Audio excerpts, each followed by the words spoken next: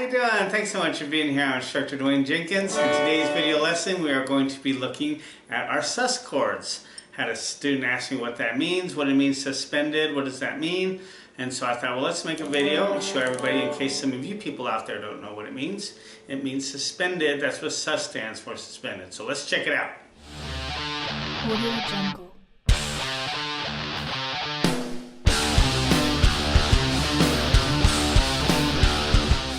Alright, so when we play our chords, I would recommend starting off with learning your triads, your majors and minors, okay?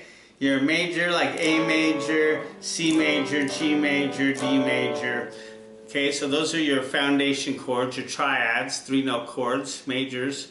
Then you have your minors, those are the counterparts, you know, A minor, B minor, C minor, D minor, E minor, F minor, G minor, okay? And then in addition to that, you have the next chord type would be your sus chords, your suspended chords. Now how do we create the suspended chords? Well, what we do is we got to understand what notes make up our triads. That's why they're called triads, because they have 3 notes in them. They're made up the root, the third, and the fifth of the scale that they come out of. So for instance, if we were playing, say, a G major, we would be using the 1, the third, and the 5th note of that key, okay? So that would be the G, the C, and the D. That's the one, I'm sorry, not the G, the C and the D, the G, the B and the D, the C is the 4th, the B is the 3rd, sorry about that. Alright, so G, B, and D, those are our three notes that we'd be using to make our G major, okay? If we were making, say, our D major, right here, we'd be using these 3 notes, right here. So we have the D, the A, and the F sharp. So if you went D, E, F sharp, that's the 3rd. G, A is the 5th. So that's the root, the 3rd, and the 5th. Okay? Now to make a sus chord, we got to find the 3rd and move it up 1 fret to the 4th position. And the reason why it's up only 1 fret is because in the major scale, the 3 and the 4 are right next to each other. So for instance, major,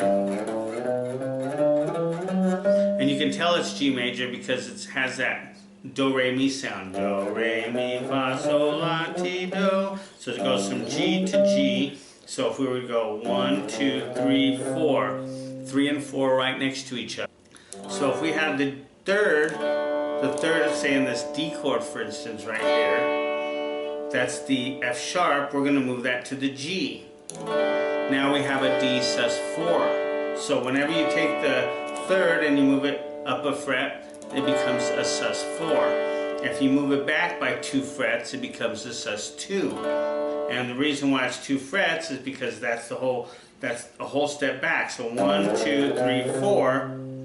As you can see, if we're on 3, we got to go back 2 frets to get to the 2. The 3 and the 4 are right next to each other, so if we're going to go from 3 to 4, we just go up 1 fret. But if we're going to go to a sus 2 or back to the 2, we got to go back 2 frets. So in this instance with the D, to make the D sus 4, we just got to put our pinky down, and that moves this note over to here. So the note that's on the 2nd fret now moves over to the 3rd fret, 1st string. Now, if we're going to make a sus 2, we got to take the 3rd and move it back. So if we move it back 1, that's F, and of course the nut's there, so we just take our finger off, makes it an E. Now we have the D sus 2. And that becomes a 1, 2, 5, is where the major was a 1, 3, 5. So the major is a 1, 3, 5. The minor is going to be a 1 flat 3, 5. And then our sus chords are, like say, sus 2 is going to be a 1, 2, 5, and then a sus 4 is going to be a 1, 4, 5. Now can you see clearly how by just moving 1 note, you make 2 additional chords? See, this is how you build your chord vocabulary, is by knowing the notes and then being able to alter them to create additional chords. Now probably the most popular is the D sus 4, because you could just make it with your pinky like this. Just take your pinky and add it, and you can tell right here in the song.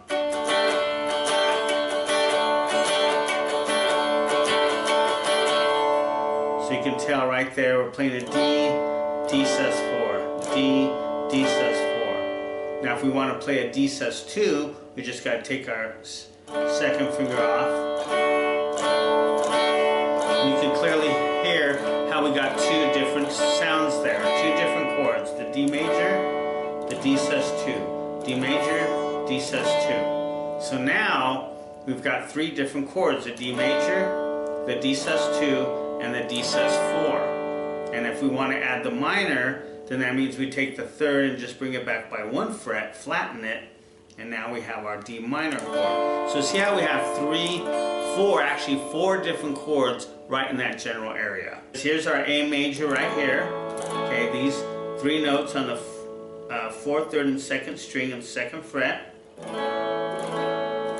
If the third is here, played by the pinky on the note, or however you want to finger it, doesn't matter, but it's played right here on the second string, second fret. So if we take that note and we move it back by one, now it becomes the A minor chord. If we take that 3 and move it back one more, now it becomes the A sus2 chord. And that's probably one of the most popular ones to play as well, the A sus2. And then if we want to make an A sus4, we take the third right here on the B string, second fret, and just move it up to the third fret. Now we have an A sus4. So as you can see, A major, A minor, A sus2, A sus4. And see how quickly we can make additional chords like that. But it helps if you know your notes and where they're at, and what notes make up the chords, and where they are in the chord itself, like so. That's why it's good to start with your major chords, and then your minor chords is just altering the third, and then you go to your sus chords, and then you go to your augmented, diminished, and 6 and 7, so forth and so forth and so forth. Okay, so that's how you create sus chords. I would highly recommend that you work on those. Remember, sus stands for suspended, which means we're taking the third and suspending it either to the second position or we're suspending it into the fourth position. And it's a triad just like the other ones, and that's what allows us to build our chord vocabulary. Alright, major triads, minor triads, our sus, and now we have our sus2 and sus4 chords. So now you've built even more chords if you take your chords and find the third and either move it to the fourth or the second, and you'll clearly see how it adds some different textures to your chords. And that's what you want to do. You want to add texture, you want to add emotion, because remember, that's what music's all about, is emotion. So we want to add emotion and control the emotion of what we're trying to do. Alright, so work with that. I would highly recommend doing that because your sus chords are very cool. They're very popular in a lot of songs. You're going to see them out there when you start looking at songbooks and things like that. And so now that you know, if you see a G sus2 or D sus4 or something like that, you're going to know what it is now. It's just the third note moved over to either the 2 or the 4. Now, if you'd like to know more about this kind of stuff, I highly recommend you check out my book I wrote, authored, self-published, called Learn to Play Rhythm Guitar. And this is great for just improving your rhythm. And it talks about the sus chords in here. And as you can see, it's a pretty good sized book. And it's got pictures in here, notation, it's got photos, diagrams, it's got some learning assessments in here as well.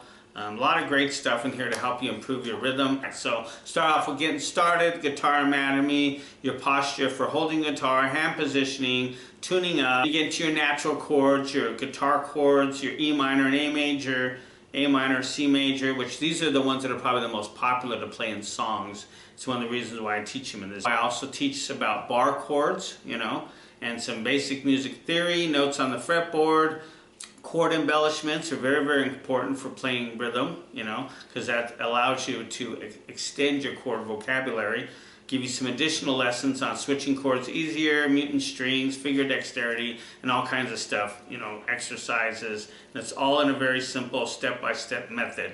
So you just take it lesson by lesson, and it's all right here in this book, Learn to Play Rhythm Guitar. So if you want to improve your rhythm guitar playing, I recommend check out this book. It really helps me out making these videos and stuff. And if you purchase a book and you have any questions about it, the lessons in it or anything like that, all you have to do is just contact me and I'll help you out. That's what's great about it, more than anything. Alright, so keep practicing, learn those sus chords. I'm telling you, those are going to really help you out with creating, your compositions and learning songs, and then you'll be able to recognize them when you see them in songbooks. So until our next lesson, keep practicing. I'll see you then.